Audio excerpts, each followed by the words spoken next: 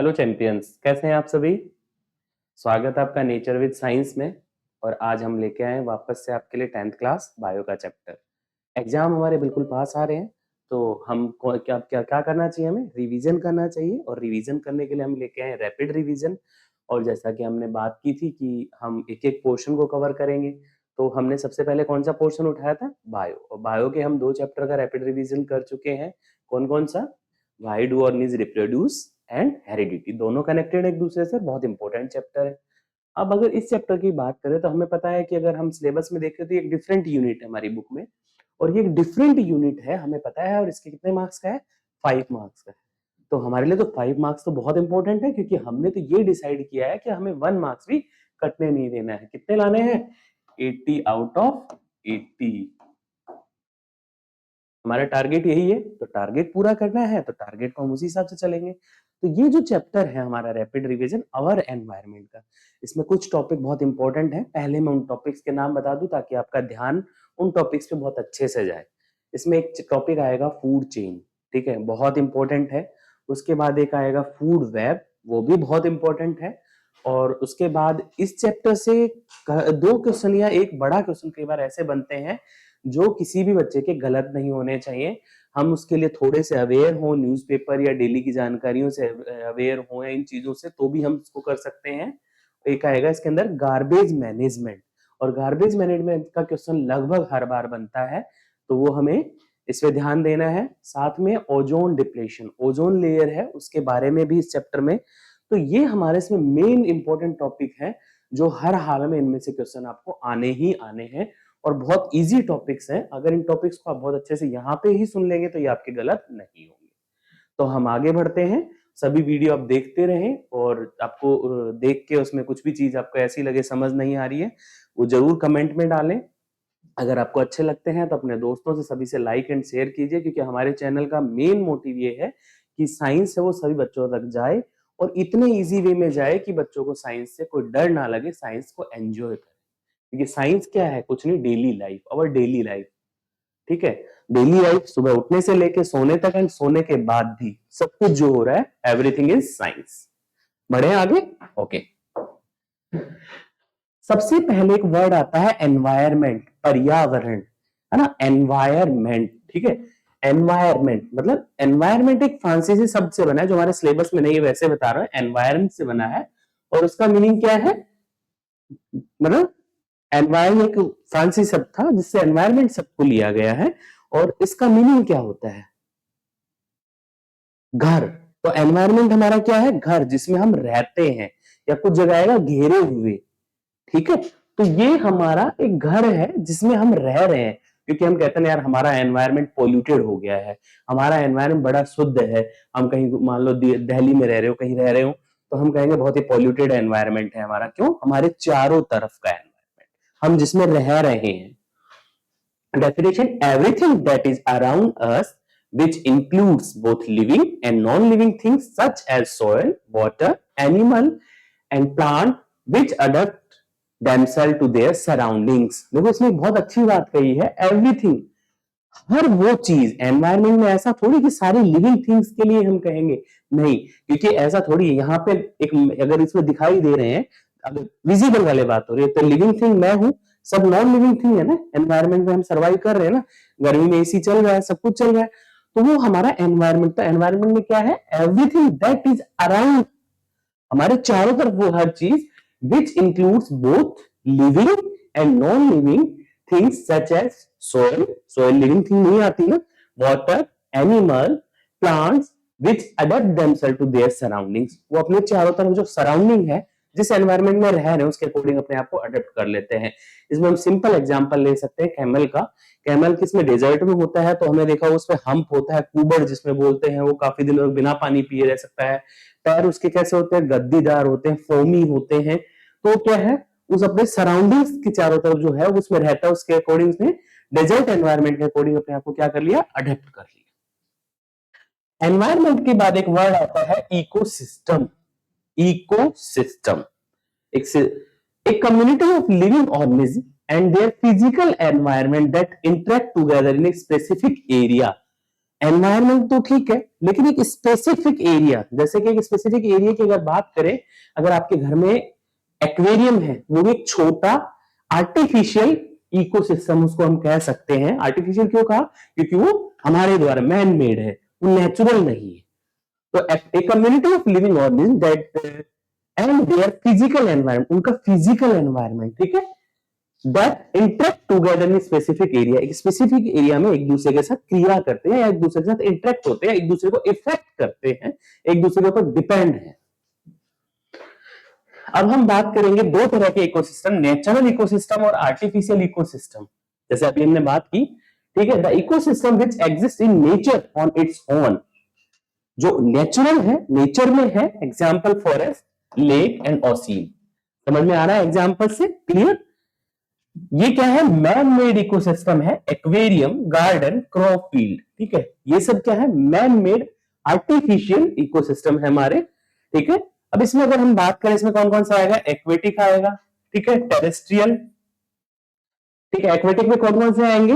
Marine, fresh water, ठीक है, terrestrial में फॉरेस्ट, डेजर्ट एंड ग्रासलैंड, ठीक है। एक्वेटिक पानी वाला, मैराइन फ्रेश वाटर एंड, ठीक है, मैराइन मतलब salty water and fresh water normally किसमें होता है? मैराइन वाटर, सी का वाटर बहुत खारा होता है, वो मैराइन वाटर हो गया। फ्रेश वाटर रिवर का, पोन्ड का, ये सब वाटर, और वेल वगैरह का। फॉरेस्ट हम पता ही है, डेजर्ट, ठीक है, एंड ग्रासलैंड। ग्रासलैंड मेनली कौन से होते हैं? जिनके अंदर बड़े प्लांट्स बहुत कम होते हैं और उसके अंदर ग्रास होती है, ठीक है।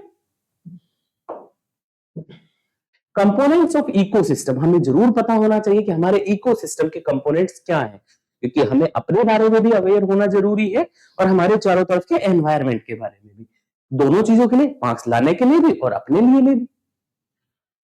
कंपोनेंट्स ऑफ इकोसिस्टम की बात करें, mainly divided in two parts, biotic components and abiotic components. Biotic and abiotic, ठीक है, जैविक और अजैविक। बायोटिक जो एक तरह से लिविंग होंगे और एबायोटिक नॉन लिविंग होंगे, ठीक है। ये देखो, बायोटिक में लिविंग ऑर्गेनिज्म और एबायोटिक में नॉन लिविंग ऑर्गेनिज्म। बायोटिक में आप बात करेंगे, बायोटिक में कौन कौन से आएंगे? Autotrophs and heterotrophs. अच्छा, हम ऑटोट्रॉफ्स है, हेटेरोट्रॉफ्स है? सो अब तो सबको पता है, रिवीजन का टाइम आ गया, ये सवाल पूछने का नहीं बनता है, लेकिन हम छोटे थे तो हम ये सोचते थे कैसी बात कर रहे हैं सर, है ना, हम अपना खाना तो खुद बनाते, मम्मी बनाती है, या जो भी है, मैगी बनानी आती है मुझे नहीं, है ना। अब समझ में आ गई वो चीजें, तो हम क्या है? हेटेरोट्रॉफ्स है। ऑटोट्रॉफ्स कौन है? Only plants. क्यों? क्योंकि पूरे यूनिवर्सल में एनर्जी का only and only one source है, सन, एंड सन एनर्जी को डायरेक्टली कोई भी यूज नहीं कर सकता, ओनली उसको प्लांट्स यूज कर सकते हैं। Why? Because they have chlorophyll and do photosynthesis and convert the sun energy into food. Autotrophs होते हैं, इनको प्रोड्यूसर्स कहा जाता है, क्योंकि ये प्रोड्यूस कर रहे हैं, क्योंकि पूरे यूनिवर्स में मैंने कहा एनर्जी का सोर्स क्या है? सन, और सन एनर्जी को कौन यूज कर रहे हैं? प्लांट्स, तो ये प्रोड्यूसर्स होंगे, ठीक है। और green plants and blue green algae, blue green algae भी क्या है? ऑटोट्रॉफ है, can produce their own food using abiotic factors, ठीक है।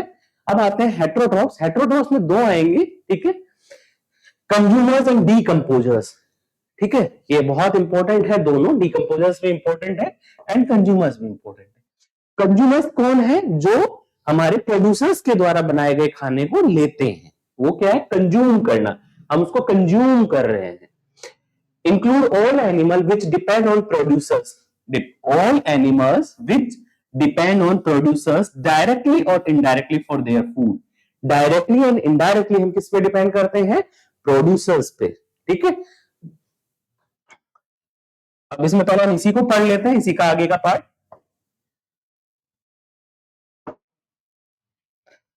इसमें अगर हम बात करें तो जो हमारे कंज्यूमर्स हैं, ये कितने टाइप के होंगे? 3 टाइप्स। कौन कौन से? Herbivorous, carnivorous and omnivorous. Herbivorous जैसे वर्ड से समझ में आ रहा है, जैसे हम बोल देते हैं ना, घास फूस खाने वाला है ना। और कार्निवोरस मांसाहारी, है ना। और ओमनीवोरस जो घास फूस भी खाते हैं और मांस वगैरह भी खाते हैं। तो हर्बीवोरस ईट प्लांट्स या प्लांट ईटर्स, गॉड, डियर वगैरह। कार्निवोरस प्लस ईटर्स मतलब मीट, मांस, मछली, ये सब खाने वाले, tiger, crocodile. And omnivorous eat both plant and animals, example human. हम लोग कहते हैं ना मैं तो वेजिटेरियन हूं, इट मींस वो क्या है, हर्बीवोरस है। वो कहेगा नहीं मैं नॉन वेजिटेरियन हूं, इट मींस वो ऑमनीवोरस है। ऐसा थोड़ी हर टाइम नॉन वेज ही खा रहा है। क्लियर? ये भी इंपॉर्टेंट है, ठीक है, ये पूरा इंपॉर्टेंट है, काफी इंपॉर्टेंट है, इसको आपको अच्छे से याद होना चाहिए। अब आते हैं एबायोटिक कंपोनेंट्स पे। हम एबायोटिक कंपोनेंट्स में हमारे दो तरह के होंगे, फिजिकल और केमिकल। हमने पढ़ा था कि हमेशा चेंज भी दो तरह के होते हैं, किसी की प्रॉपर्टी भी टू टाइप होती है, कौन, physical factors and chemical. Physical जो मेनली हमें दिखाई देते हैं, फिजिकल एयर, एयर दिखाई नहीं देती लेकिन हम उसको महसूस कर सकते हैं, वाटर, मिनरल एंड सोयल, ये कौन से हैं, हमारे फिजिकल फैक्टर्स हैं। केमिकल फैक्टर्स की बात करें तो chemical factors divided in two parts, organic and inorganic, कार्बनिक और अकार्बनिक। ऑर्गेनिक में कौन से आएंगे, protein and fats, protein and fats organic, क्योंकि प्रोटीन एंड फैट्स में कार्बन होते हैं, कार्बन चेन्स होते हैं। इनऑर्गेनिक में कार्बन नहीं होता है क्योंकि उसका नाम ही क्या है, अकार्बनिक, बिना कार्बन वाला, hydrogen and oxygen. Fundamental energy driving और क्लाइमेट सिस्टम, सनलाइट। मैंने बताया कि हमारे यूनिवर्स में एनर्जी का सिंगल सोर्स है, वो है सन। हम कोई मिलने वाले जादू नहीं है कि सन की लाइट को धूप धूप करके खा सके, ठीक है। हम किस पे डिपेंड है, इन ऑटोट्रॉप्स पे डिपेंड है, इन प्लांट्स पे डिपेंड है। और प्लांट्स क्यों कर पाते हैं, क्योंकि प्लांट्स ग्रीन होते हैं, इनके अंदर क्लोरोफिल होता है। ड्यू टू क्लोरोफिल हम क्या कर पाते हैं, फोटोसिंथेसिस। दोनों में अगर हम कंपेयर करें, देखो कभी भी जब स्टडी करनी हो, कंपेयर स्टडी अगर आप करोगे वो कभी भूल नहीं पाओगे, ठीक है। Environment and ecosystem, the physical and biological surroundings where organism live. क्या कह रहा है, physical and biological surroundings where organism live, जहां हम रहते हैं, हमारे चारों तरफ की physical and biological surroundings. Ecosystem, a system where living biotic and non living abiotic components interact, biotic और एबायोटिक कंपोनेंट्स आपस में इंटरेक्ट करते हैं, वो इकोसिस्टम है। Includes all the external conditions affecting an organism life. इसके अंदर वो सभी फैक्टर्स इंक्लूड किए जाते हैं जो क्या करते हैं, external conditions affect an organism, एक ऑर्गेनिज्म उसकी लाइफ को जो इफेक्ट करते हैं, उसके अंदर वो सभी को शामिल किया जाता है। Includes interactions like food chain, food web and nutrient cycles. इसके अंदर किसको इंक्लूड किया गया है, like food chain, food web and nutrient cycles. Nutrient cycle में कौन कौन से, हमारे जितने भी carbon cycle, oxygen cycle, nitrogen cycle, sulphur cycle, water cycle, ये सब उसपे आते हैं। Environment change as an organism move from one place to another. देखो एनवायरमेंट चेंज होता है कैसे, changes as an organism move from one place to another. जब ऑर्गेनिज्म एक जगह से दूसरी जगह पे मूव करती है तो एनवायरमेंट में चेंजेस आते हैं। क्यों, क्योंकि यहाँ पे क्या है, फिजिकल एंड बायोलॉजिकल चीजें हैं, दोनों चीजें हैं, उनके अंदर आपस में उनके अंदर इंटरेक्शन होता है, एक दूसरे को इफेक्ट करते हैं। Ecosystem remains stable regardless of an organism movement, लेकिन इकोसिस्टम पे कोई फर्क नहीं पड़ता है। क्लियर, ये बहुत बड़ा और बहुत इंपॉर्टेंट डिफरेंस इन दोनों के बीच में। देख सकते हो इकोसिस्टम, मान लो हर्बेरियम है हमारा, हर्बेरियम से हमने फिश निकाल दी, कुछ इफेक्ट हुआ नहीं हुआ। Focus on the physical surroundings like air, water and land, ठीक है, किस पे फोकस है, physical surroundings like air, water and land. Focus on interactions between biotic and abiotic factors like plant, animal and sunlight. ये क्या कह रहा है, फोकस ऑन इंटरेक्शन ऑफ, मतलब उनके आपस में interaction between biotic and abiotic factors like plant, animal and sunlight. Environment does not depend directly on life process, life process पे एनवायरमेंट हमारा डायरेक्टली डिपेंड नहीं करता है, but ecosystem depends on the process like photosynthesis and decomposition. लेकिन ecosystem हमारा वो किस पे डिपेंड कर रहा है, फोटोसिंथेसिस एंड डिकम्पोजिशन पे डायरेक्टली डिपेंड है। क्लियर, ये बहुत इंपॉर्टेंट है, इसको अच्छे से समझना है, और इसमें ये टॉपिक काफी इसका इंपॉर्टेंट है, ये वाला पॉइंट। हाउ इकोसिस्टम वर्क्स, हमारा इकोसिस्टम काम कैसे करता है, इकोसिस्टम करे जा रहे हैं, कोई चीज कैसे काम करती है। तो सनलाइट, सनलाइट हमारा एनर्जी सोर्स है, पूरे वर्ल्ड में यही एकमात्र एनर्जी का सोर्स है, ठीक है।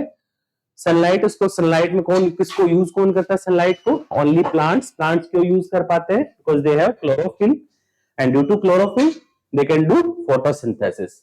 इसीलिए इनको क्या कहा गया है, producers. Use solar energy to convert the carbon dioxide and water into organic matter that through photosynthesis absorb minerals from soil. अगला, ये कौन हो गए? प्रोड्यूसर्स। इन्होंने प्रोड्यूस कर दिया। प्रोड्यूसर्स के बाद कौन आएगा? कंज्यूमर्स। ठीक है, कंज्यूमर्स में भी हम पढ़ेंगे primary consumer, secondary consumer and tertiary consumer. Primary consumers की अगर हम बात करें, यहाँ पे पहले कंज्यूमर्स की बात करें। कंज्यूमर्स में हमारे हर्बीवोरस। हर्बीवोरस आर क्या है? Primary consumer. हर्बीवोरस है वो ऑलवेज क्या होंगे? प्राइमरी कंज्यूमर्स होंगे। ये क्यों? क्योंकि फीड ऑन प्लांट्स। ठीक है, so we can say that herbivorous are always primary consumers. ठीक है, carnivorous feed on other animals. ठीक है, कार्निवोरस जो दूसरे एनिमल्स को खाते हैं, बिकॉज हमने क्या कहा है? मांसाहारी। ठीक है, फीड ऑन अदर एनिमल्स, तो इनको क्या कहेंगे? हम सेकेंडरी और टर्सरी कंज्यूमर्स कहेंगे। इसमें सेकेंडरी भी आएंगे और टर्सरी भी आएंगे। अब डीकंपोजर्स। ठीक है, हमने वहां पे छोड़ दिया था decomposers include organisms which decompose the dead plant and animals, example bacteria, fungi and earthworm। ये कौन है? decomposers है, जो हमारे एनिमल्स या प्लांट्स मर जाते हैं तो उनको क्या करते हैं? सड़ा गला के डिकम्पोज करके वापस से सोइल में उनको शामिल कर देते हैं। वापस से जितने भी हमारे साइकिल्स है उनके अंदर उन न्यूट्रिएंट्स को वापस से वो शामिल कर देते हैं। Break down dead plant and animals. ठीक है, decomposers release carbon dioxide, water and nutrients back into the soil, air and water. Decomposers का बहुत इंपॉर्टेंट रोल है। इनको क्या कहा जाता है? क्लीनर ऑफ नेचर या नेचुरल क्लीनर्स कहा जाता है। प्रकृति के सफाई कर्मी इनको कहा जाता है। और डिकम्पोजर्स नहीं होंगे तो आप सोच के देखिए, हमारी सभी साइकिल्स ब्रेक हो जाएंगी, एनिमल्स सड़ेंगे नहीं, बदबू हो जाएगी, डेड एनिमल्स की संख्या बढ़ जाएगी। तो ये बेचारे बहुत इंपॉर्टेंट है। Nutrient cycle, nutrients are reused by plants. Reuse मतलब साइकिल में प्लांट ने यूज किया, प्लांट डेड हो गया, दीमक वगैरह किसी चीज से सड़ाया गया, प्लांट वापस से मिट्टी में मिल गया, वो वापस से न्यूट्रिएंट्स में शामिल हो गए। ये साइकिल कंटिन्यू चलती रहती है। Nutrients are reused by plant completing the ecosystem cycle. देखो यहाँ पे एक वो दिखा रखा है, ये हमारे प्लांट है। प्लांट को किसने खाया? ठीक है, हर्बीवोरस खरगोश ने खाया या गिलहरी ने खाया। ठीक है, इसको किसने खाया? फिर कार्निवोरस एनिमल, हमारी फॉक्स लोमड़ी है, उसने खाया। ठीक है, यहां देखो ये क्या हो गया? हमारा प्रोड्यूसर। और ये हमारा क्या हो गया? Primary consumer. ये हमारा सेकेंडरी कंज्यूमर। ठीक है ना? और सेकेंडरी हम इसमें हम ऐसे मान सकते हैं, इसके बाद टर्सरी कंज्यूमर भी आ सकता है। ठीक है, नॉर्मली टर्सरी कंज्यूमर के बाद नहीं होता है। क्यों? क्योंकि यार 90% लॉ ऑफ एनर्जी लॉस। ठीक है, 90% एनर्जी लॉस का जो लॉ है वो फॉलो होता है। आगे देखेंगे उसको। फिर ये हमारे डीकंपोजर्स हैं, ये मर गया, इसको मरने के बाद ये सब डीकंपोजर है, ये भी मर गया। इनको क्या किया? डीकंपोजर्स ने वापस से उनको सोइल में मिला दिया। ठीक है, ये सोइल में आ गए और वापस से प्लांट ने इनको यूज कर लिया।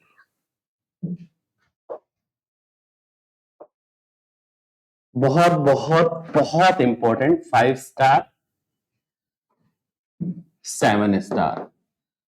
ठीक है, आपको एग्जाम में इनमें से क्वेश्चन जरूर मिलेंगे। ये 1 मार्क्स में भी हो सकता है, 3 मार्क्स में भी हो सकते हैं और 5 मार्क्स में भी हो सकते हैं, यहां तक कि 2 मार्क्स में भी हो सकता है। 1 2 3 5 4 वाला जो केस स्टडी है कई बार वो भी बना सकते हैं, ऐसा नहीं है। देखो मैं दो चीजें हैं, मैं यहाँ पे चेन बना रहा हूं समझ जाने के लिए।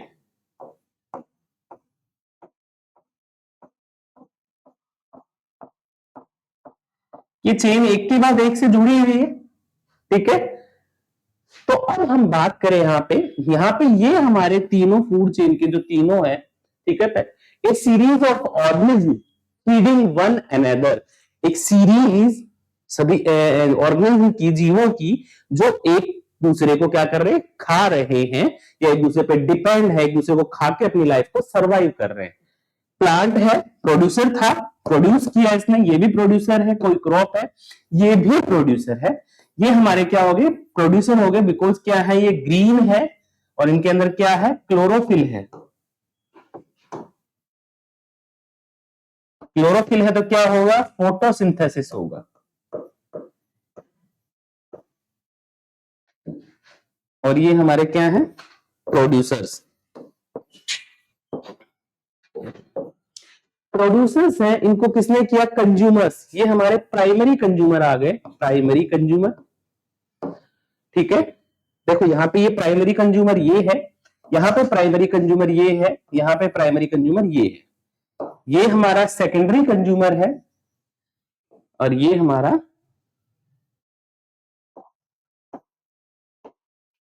Secondary consumer. और अगर हम देखें तो ये और ये तीनों हमारे टर्सरी कंज्यूमर है। प्रोड्यूसर ने प्रोड्यूस किया सनलाइट को यूज करके, प्रोड्यूसर को किसने खाया? प्राइमरी कंज्यूमर ने खाया। ये हमारे प्राइमरी कंज्यूमर, इन्होंने इसको खाया, ये प्राइमरी था, है ना।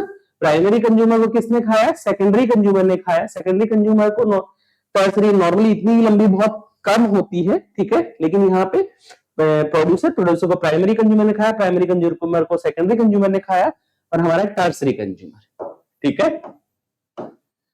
और इसमें देखो चेन एक के बाद एक, ये फिर ये जुड़ा हुआ है, फिर ये जुड़ा हुआ है। एक में समझाने के लिए इसको पूरा रब करके, ये देखो, इसको फूड चेन क्यों कहा गया, उसको फूड वेब क्यों कहा गया, है ना। ये चीज भी तो हमें समझ में आनी चाहिए। ये देखो, मैं एक चेन बनी हुई नजर आ रही है, नहीं आ रही, मुझे बताना। आ रही है?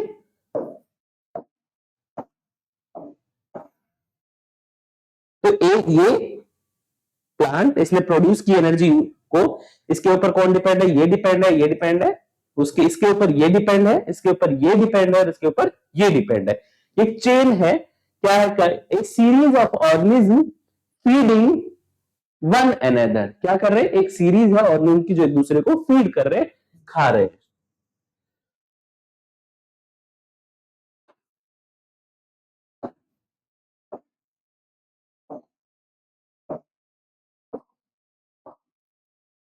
अब आते हैं यहां पे हम, ए food web is a network.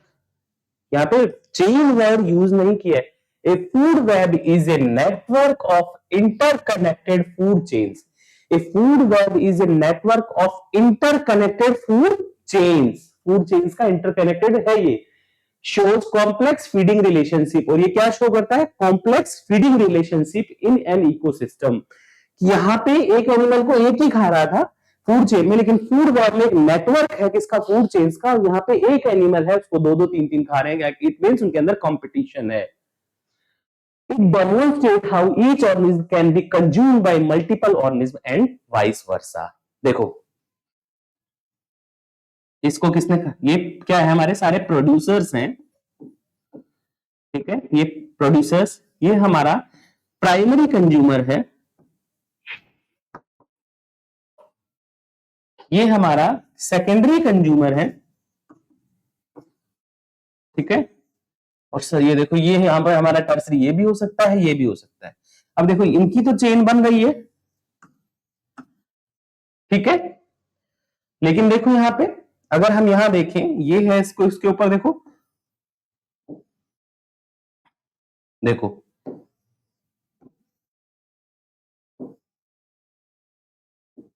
एक अकेले सांप को कितने लोग खा रहे हैं। तो ये फूड चेन्स जो है आपस में एक नेटवर्क बन गया उनका, और ये नेटवर्क बनने के बाद क्या है? एक ही एनिमल को क्या है? कई फूड चेन के अंदर वो प्राइमरी कंज्यूमर्स है, कई में सेकेंडरी कंज्यूमर्स है, और उसको बहुत सारे जो ऑर्गेनिज्म है उनके लिए उनको खाने के लिए वो है, ठीक है, वो उसको खाने के लिए तैयार है, और उनके अंदर क्या है? कंपटीशन है उनके अंदर। तो एक बार इसको फिर से बहुत अच्छे से समझ ले, क्यों? क्योंकि ये बहुत बहुत इंपॉर्टेंट है। A food web is a network of interconnected food chains. A food web is a network of interconnected food chains showing complex feeding relationship. Complex feeding relationship क्यों है? देखो, यहाँ पे ये कॉम्प्लेक्स इसलिए है, ये मेंढक को भी, ये सांप भी, मेंढक को सांप खा रहा है, मेंढक को ये भी खा रहा है, ठीक है, ये बर्ड है, इसको ये सांप भी खा रहा है, ठीक है। यहाँ पे अगर हम बात करें चूहे की, चूहे को देखो कौन कौन खा रहा है? ये भी खा रहा है, ये भी खा रहा है, सांप भी खा रहा है, ये भी खा रहा है। तो एक ही एनिमल कितनों को, प्राइमरी कंज्यूमर कितने को लोगों को है अवेलेबल? तो सिंपल सी बात है, food web is a network of interconnected food chains showing complex feeding relationship in an ecosystem. It demonstrates how each organism can be consumed by multiple organisms and vice versa. Clear है बच्चों? ये बहुत important है, और ये बहुत important है, तो अब इसमें हम आगे बढ़ते हैं। 5 star and 7 star. Tropical levels की बात करेंगे अब हम, ये भी बहुत इंपॉर्टेंट है। ट्रॉपिकल लेवल्स में हम अगर इसमें देखो ट्रॉपिकल लेवल्स की से बात से पहले हमारे प्रोड्यूसर्स थे। प्रोड्यूसर्स में कौन थे? Green plants. Green word use करेंगे, क्यों? ग्रीन है तो इट मींस उसके अंदर क्लोरोफिल है। उसको खाने वाला पहला जो है ये हर्बीवोरस होगा हमेशा, ठीक है। वो प्राइमरी कंज्यूमर होगा। प्राइमरी कंज्यूमर को सेकेंडरी कंज्यूमर ने खाया और सेकेंडरी को टर्सरी ने खाया। अब यहाँ पे ये बना रखा है, देखो एरिया प्रोड्यूसर्स का ज्यादा है, प्राइमरी कंज्यूमर और कम हुए, सेकेंडरी और कम हुए और टर्सरी बहुत कम हो गए हैं। ये उनको ये भी शो करता है कि हमारे जो कंज्यूमर्स हैं धीरे धीरे प्रोड्यूसर्स से किस तरह से, मतलब प्रोड्यूसर्स की संख्या ज्यादा है, प्राइमरी कंज्यूमर उससे कम हो गए, सेकेंडरी उससे कम हो गए, टर्सरी उससे कम हो गए। Tropical, it is the position of an organism occupied in a food chain based on its role in the flow of energy. क्या कह रहा है? It is the position of an organism occupied in food chain.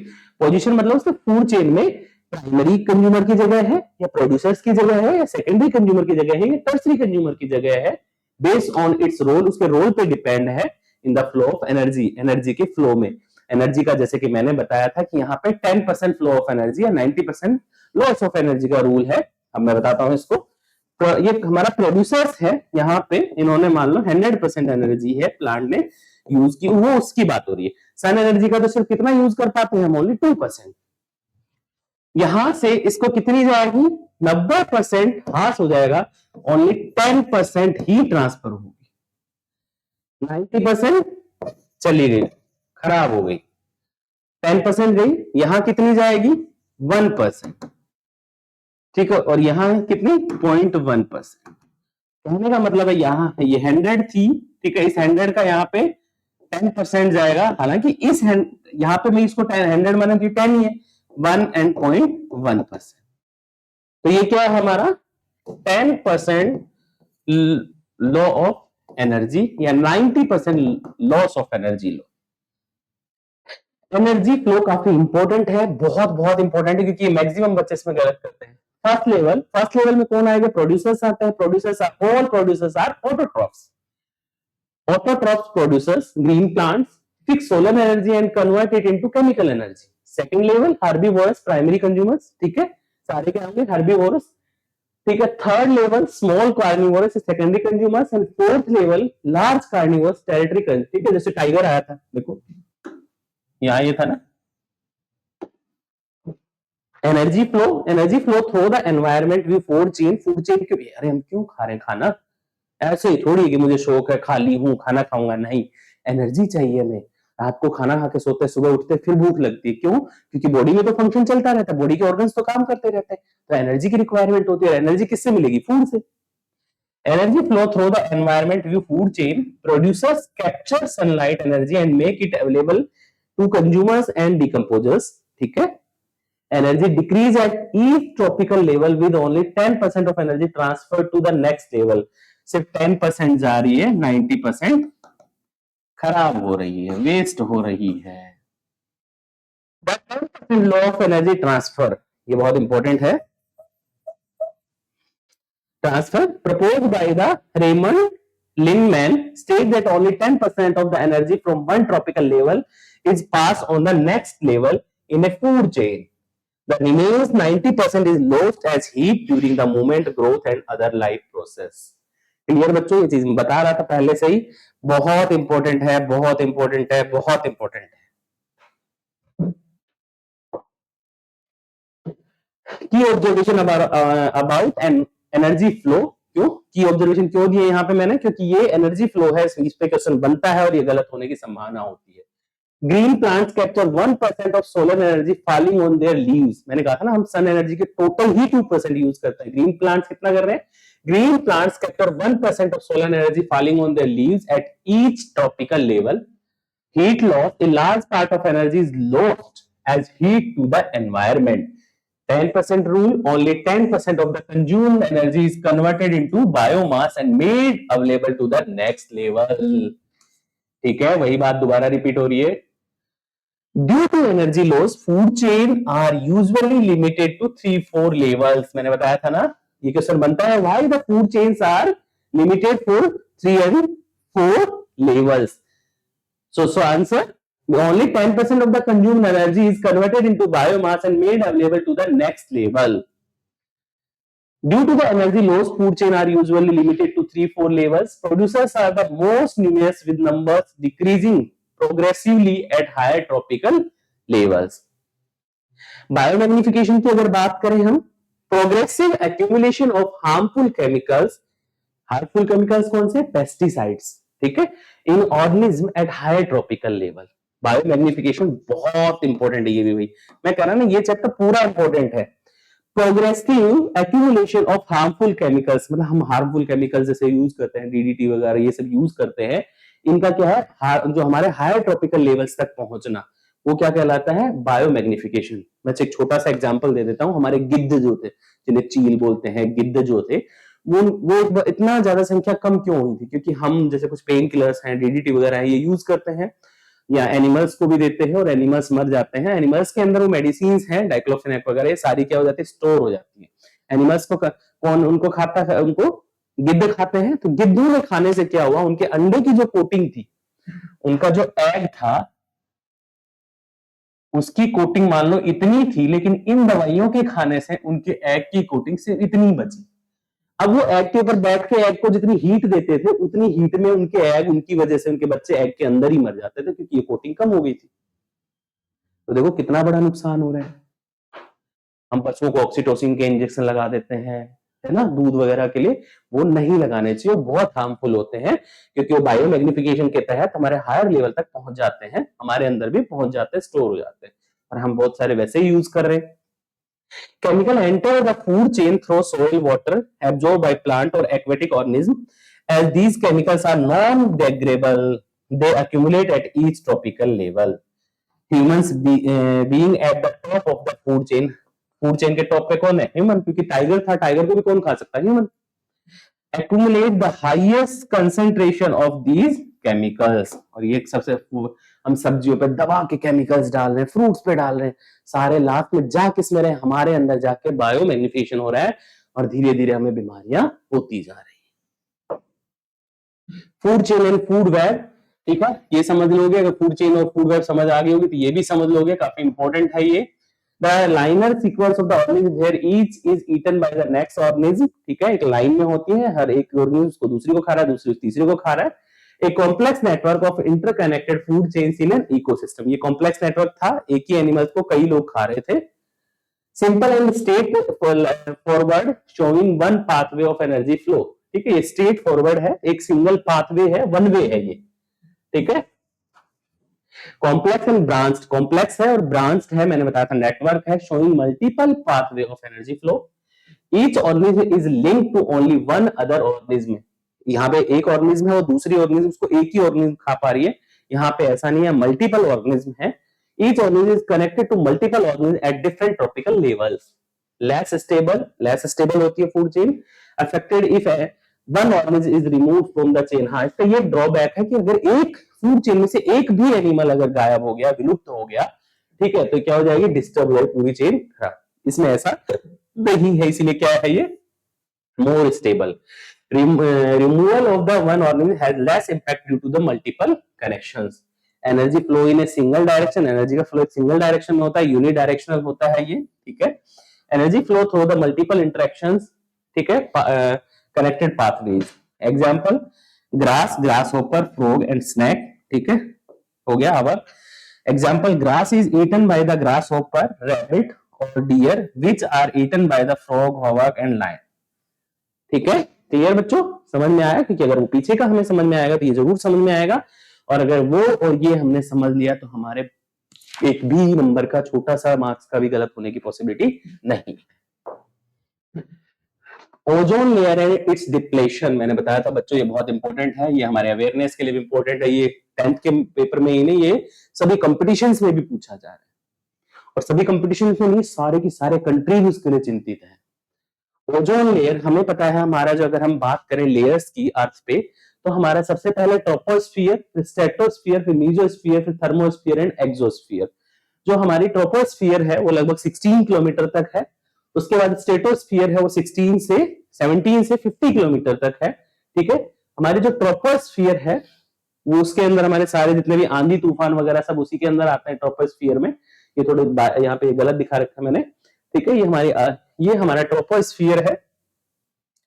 Troposphere के अंदर सभी हमारी मौसम जैसी घटनाएं सभी होती है, इसलिए इसमें कभी भी हमारे प्लेन्स वगैरह नहीं उड़ते हैं। वो नॉर्मली स्ट्रेटोस्फियर में उड़ते हैं प्लेन्स वगैरह, क्योंकि वहां पे मौसम से जैसी कोई घटना नहीं होती है, ठीक है। और हमारे टीवी वगैरह सब चलते हो किसकी वजह से, थर्मोस्फियर की वजह से। इसको आयनोस्फियर भी कहा जाता है। ये वैसे ही कुछ अवेयरनेस के लिए बता दी मैंने, लेकिन हम बात करते हैं हम ओजोन लेयर की, ठीक है।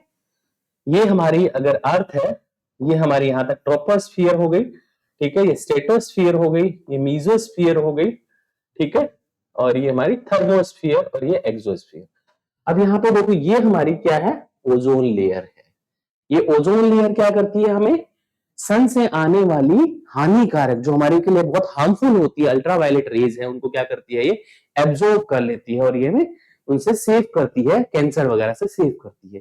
लेकिन अब हम सबको पता है कि हमारे कारनामों की वजह से ओजोन लेयर में क्या हो गया, उसका डिप्लेशन हो गया और उसके अंदर अंटार्कटिका के ऊपर होल हो गया है। Ozone molecule made of 3 oxygen atoms, हमें पता है ये ऑक्सीजन क्या है, ठीक है, और ये क्या है और ये क्या है। ये हमारा ऑक्सीजन मॉलिक्यूल है, ये भी मॉलिक्यूल है, ये हमारा ऑक्सीजन एटम है, ये हमारी ओजोन है। 3 molecule of oxygen. Molecule made 3 oxygen atom protects Earth from the harmful ultraviolet rays radiation which can cause skin cancer in humans. Ozone is formed when UV rays split oxygen molecules and free oxygen atoms combine with O2 to form ozone. कैसे बनते हैं, ये देखो यहाँ पे, जब हमारा oxygen है वो ऑक्सीजन मॉलिक्यूल्स के साथ ओजोन, यहाँ पे ये हमारा ऑक्सीजन है, इसके साथ ऑक्सीजन एटम जब उसके साथ रहेगा तो ओजोन फॉर्मेशन होगा। लेकिन जो O2 और वो ब्रेक हो जाएंगे किसके वजह, अल्ट्रावायलेट रेज से, ठीक है। एक और हमारी ओजोन लेयर किसमें, स्ट्रेटोस्फियर में। Depletion of ozone layer, sharp decline observed since 1980s due to the chemicals like chlorofluorocarbon, इसकी शॉर्ट फॉर्म CFC है। ये सबसे ज्यादा इफेक्ट करता है ओजोन लेयर को। यूज इन रेफ्रिजरेटर, मतलब जितने भी प्रशीतक ठंडा करने वाली चीजें सब में CFC का यूज किया जाता है। And fire extinguishers, the UNEP 1987 introduce an agreement to limit CFC production at 1986। ये एक एग्रीमेंट हुआ था सभी कंट्रीज का कि हमें CFC के प्रोडक्शन को कम करना होगा, उसकी जगह में दूसरे सब्स्टिट्यूट का यूज करना होगा। क्लियर बच्चों। तो हमारा ट्रोपोस्फियर में सभी हमारे एनवायरमेंटल जितने भी आंधी तूफान वैसा सब होता है। और उसके बाद हमारा स्ट्रेटोस्फियर है, स्ट्रेटोस्फियर में ही हमारे वायुयान वगैरह उड़ते हैं और स्ट्रेटोस्फियर में ही हमारी ओजोन लेयर होती है। अब आता है हमारा गार्बेज डिस्पोजल, ठीक है। गार्बेज मैंने बताया था कचरा प्रबंधन। Improvement in lifestyle have resulted in the accumulation of large amount of waste material. Lifestyle हमारी चेंज हो गई, बिल्कुल चेंज हो गई। पहले नेचुरल लाइफ जीते थे और हम बिल्कुल ही आर्टिफिशियल लाइफ जी रहे हैं, आर्टिफिशियल चीजों पर डिपेंड हैं, बिल्कुल ही आर्टिफिशियल चीजों के साथ जी रहे हैं। तो वेस्ट हमारा बहुत ज्यादा बढ़ गया है और अब हमारे लिए एक समस्या बन गई है कि हम इस वेस्ट का मैनेजमेंट कैसे करें, क्योंकि ये वेस्ट हमारे लिए एक दिन ऐसी बड़ी समस्या बनता जा रहा है और इससे हमारा पूरा एनवायरमेंट बर्बाद हो गया है, डिस्ट्रॉय हो रहा है। टाइप ऑफ वेस्ट की अगर हम बात करें, 2 तरह का होता है, बायोडिग्रेडेबल, नॉन बायोडिग्रेडेबल, ठीक है। सभी को पता है बायोडिग्रेडेबल और नॉन बायोडिग्रेडेबल। बायोडिग्रेडेबल की बात करें हमारे, तो ये कौन सा है, waste material that can be broken down into simpler substances by natural process such as the action of micro organism, bacteria and fungi. Biodegradable वो होते हैं जो बैक्टीरिया, फंगी या इनका जो हमारा वायरस है, मेनली बैक्टीरिया फंगी का मेन फंक्शन होता है प्रोटोजोआ वगैरह, उनके द्वारा क्या किए जाते हैं, वो सिंपलर कॉम्प्लेक्स में ब्रेक कर दिए जाते हैं, उनको वापस से हमारी जितनी भी साइकिल्स होती है उनके अंदर उनको ऐड कर दिया जाता है। एग्जाम्पल, सब्जियों के छिलके, हमारे जितने भी फूड बटी रोटियां, न्यूज़पेपर या पेपर हमारे जो भी हैं, food waste, papers, cotton and vegetables, peels, सब्जियों के छिलके। बट सबसे ज्यादा खतरा किससे है, इससे ये बहुत खतरा है, खतरा waste material that cannot be broken down by natural process and remain in the environment for a long time। अगर पॉलिथीन को आज दबाओगे तो 80 साल बाद निकालोगे पॉलिथीन निकलेगी, क्यों, क्योंकि पॉलिथीन नॉन बायोडिग्रेडेबल है। प्लास्टिक को करोगे, प्लास्टिक नॉन बायोडिग्रेडेबल है और ये बहुत हार्मफुल है। Plastic, glass and metals. Harmful effect of waste ये याद रखने हैं। सबसे पहला ओजोन डिप्लेशन हो रहा है, air soil and water pollution हो रहा है, बायो एक्यूमुलेशन हो रहा है, बायो मैग्निफिकेशन हो रहा है। बायो मैग्निफिकेशन में देखा था ना कि हम जो केमिकल्स वगैरह यूज कर रहे हैं वो सब जाके हमारे अंदर स्टोर हो रहे हैं, जिसमें गिद्ध का एग्जांपल दिया था। ये बहुत इंपॉर्टेंट है, आपको याद रखना है।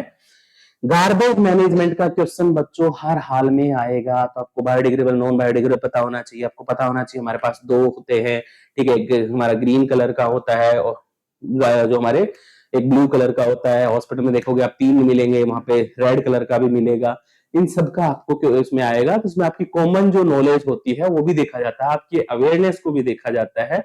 यहाँ पे सिर्फ रटाया रटाया आंसर नहीं देना है, आपकी अपनी सोसाइटी के लिए, अपने एनवायरनमेंट के लिए जो अवेयरनेस है वो किससे आती है? न्यूज़पेपर से, या आप घर में देख रहे हैं, मैनेजमेंट देख रहे हैं, या न्यूज में भी देख रहे हैं कि किस तरह से गार्बेज का मैनेजमेंट हो रहा है। Some methods of waste disposal, यहाँ पे मैं कुछ मेथड डिस्कस कर रहा हूं, ये आपको जब आपसे क्वेश्चन पूछा जाएगा आपको ये यूज करने हैं। बायोगैस प्लांट लगा के, ठीक है, converts biodegradable waste into biogas and manure. देखो हमने दो चीज पढ़ी थी, फर्टिलाइजर एंड मैन्योर। फर्टिलाइजर जो हम फैक्ट्री के अंदर केमिकल से सिंथेसाइज कर रहे हैं, ठीक है, और मैन्योर जो नेचुरली हमारे बन रहे हैं। और मैन्योर अच्छा होता है सॉइल के लिए, फर्टिलाइजर लॉन्ग टाइम बिल्कुल भी अच्छा नहीं होता है। अगला हमारा सीवेज ट्रीटमेंट प्लांट है, ठीक है, जो हम बड़े बड़े शहरों में देख रहे हैं। Cleans drain water before releasing it into reverse. क्या करते हैं, नदियों में हम पानी बिना उसका ट्रीटमेंट किए डाल रहे हैं और हमारा जो प्योर वाटर है वो भी इम्प्योर हो रहा है। तो इसके लिए हमें सीवेज वाटर प्लांट लगाने चाहिए और हमें नदियों में उस पानी को छोड़ने से पहले उसका ट्रीटमेंट करना चाहिए। Land filling buries and compact waste in low lying areas, ठीक है, लो लेइंग एरिया के अंदर मान लो हम ये चीजें नहीं कर सकते हैं, तो वहां land filling buries and compact waste in low lying areas, ठीक है, ये वहां पे जो लो लेइंग बहुत ही नीचे इलाकों में है वहां पे इसको यूज करेंगे।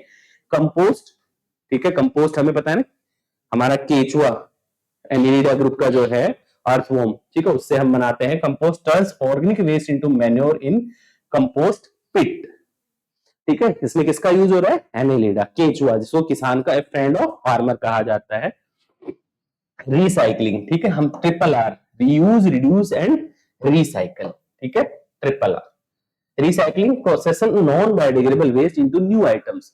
नॉन बायोडिग्रेडेबल उसको हम न्यू आइटम में करके यूज, चेंज करके उसको यूज करते रहे, रिसाइकिल करते रहे। रीयूज, ठीक है, use item again and again like making annual from old newspaper. Newspaper से हमने एनुअल बना लिया और उसको दोबारा हम यूज कर लें, उसको तीसरी बार भी हम उससे और भी कुछ चीज बना सकते हैं, इस तरह से रीयूज कर सकते हैं। इंटेक्शन in certain burning waste at high temperature to form ash reduce its volume, commonly used for hospital waste disposal। Hospital के अंदर बहुत सारा ऐसा डिस्पोजल होता है जिसको हम बाहर भी नहीं कर सकते सीवेज ट्रीटमेंट में, तो उसके लिए हम क्या करेंगे, कुछ उसको हाई टेम्परेचर पर बर्न करेंगे, उसकी ऐश बना लेंगे और उसके अंदर हम उसके चिमनी के ऊपर हम जो एक वो लगा लेंगे जो कि इसमें जो से धुआं बन रहा है, स्मोक बन रहा है, उसके अंदर के हानिकारक जो हमारे हार्मफुल पार्टिकल्स को एब्जॉर्ब कर ले और तो उस ऐश को हम यूज कर सकते हैं। आजकल ऐश से क्या बनाई जा रही है, ईंटें भी बनाई जा रही हैं ऐश से, बहुत सारी जगह पर उसको यूज किया जा रहा है। तो बच्चों ये आपको काम आएंगे, क्योंकि आप जब वेस्ट डिस्पोज मैनेजमेंट पूछा जाएगा तो आपको उसको बाइफरगेट करके बताना है। वेस्ट है हमारा दो तरह का होगा, बायोडिग्रेडेबल होगा, नॉन बायोडिग्रेडेबल होगा। फिर उसके बाद हम ये सारे प्रोसेस बताएंगे। हम बायोगैस प्लांट लगा सकते हैं, सीवेज ट्रीटमेंट प्लांट लगा सकते हैं, लैंड फिलिंग कर सकते हैं, कंपोजिशन कंपोस्ट बना सकते हैं, रिसाइकिल कर सकते हैं, रीयूज कर सकते हैं, और इसमें एक और ऐड कर सकते हो, मैं ऐड करना भूल गया, रिड्यूस। हम इस चीज को, जो हमारे प्लास्टिक है या नॉन बायोडिग्रेडेबल चीज है, उनके यूज को रिड्यूस कर दे और बायोडिग्रेडेबल चीजों के यूज को हम बढ़ा दे। जैसे कि हम मार्केट जा रहे हैं और कपड़े का बैग ले जाए, जूट का बैग ले जाए। अब इसमें हमारे चैलेंजेस ये भी पूछा जाता है। चैलेंजेस, सबसे बड़ा चैलेंजेस क्या है कि हमारा इम्प्रॉपर क्या है, डिस्पोज करते हैं, हमारा कोई प्रॉपर डिस्पोज नहीं है कि हम बायोडिग्रेडेबल को अलग बाइफरगेट करें या नॉन बायोडिग्रेडेबल को बाइफरगेट करें। improper disposal of plastic and electronic waste harm and the soil and water। क्या है, improper disposal of plastic and electronic waste harms the soil and water। हम कैसे भी किसी को भी कहीं भी डाल रहे हैं, कोई बाइफरगेशन नहीं है। recycling process like for plastic may also have environmental impacts। और प्लास्टिक वगैरह का अगर रिसाइकलिंग यूज भी, एनवायरमेंटल इंपैक्ट क्या है, स्मोक निकलेगा, केमिकल्स कुछ रिलीज हो सकते हैं उस स्मोक के अंदर, वो काफी हमारे लिए हार्मफुल इम्पैक्ट होगा। तो बच्चों ये हमारा बायो का चैप्टर था, लास्ट चैप्टर है जो बायो का है, और एनवायरमेंट, उसका रैपिड रिवीजन था। आई थिंक आपको समझ आया होगा, और मैंने इसके की पॉइंट सारे यूज किए हैं, आपको बताया है कौन सा इंपॉर्टेंट है, एग्जाम पर्पज से कौन सा इंपॉर्टेंट है। और ये वाला क्वेश्चन आपका जब आएगा हो तो आपको इसके अंदर आपकी जनरल अवेयरनेस भी देखी जाएगी, रटा रटाया आपको बुक का नहीं, इसके अंदर अपनी जनरल अवेयरनेस में लिखना है। वेस्ट गार्बेज मैनेजमेंट जो है, वेस्ट का मैनेजमेंट या गार्बेज मैनेजमेंट हमेशा 3 से 5 नंबर का क्वेश्चन पूछा जाता है, तो इसकी रिटन प्रैक्टिस भी कर ले। कोई भी प्रॉब्लम हो तो आप मेरे से शेयर करें कमेंट्स में, और आप बताएं कमेंट्स में आपको चैप्टर कैसा लगा, और अगर आपको अच्छा लगता है तो आप अपने ज्यादा से ज्यादा दोस्तों को सभी को शेयर करें, लाइक करें और सब्सक्राइब करें। और अभी आगे हम आपके लिए नेक्स्ट बायो के चैप्टर्स लेके आएंगे, और आपके जो कमेंट्स आएंगे, कोई भी आपको समझ में नहीं आता है या कोई भी किसी भी तरह की आपको समस्या आ रही है, या आपको चाहते हैं कि सर इसमें कुछ और चेंज करें या स्पेसिफिक इस टॉपिक के ऊपर वीडियो दे, तो उसके लिए भी हम तैयार हैं, लेकिन उसके लिए आपके कमेंट का इंतजार रहेगा। ओके दोस्तों, धन्यवाद। चैंपियंस पढ़ाई करें, एग्जाम आ गए हैं। All the best.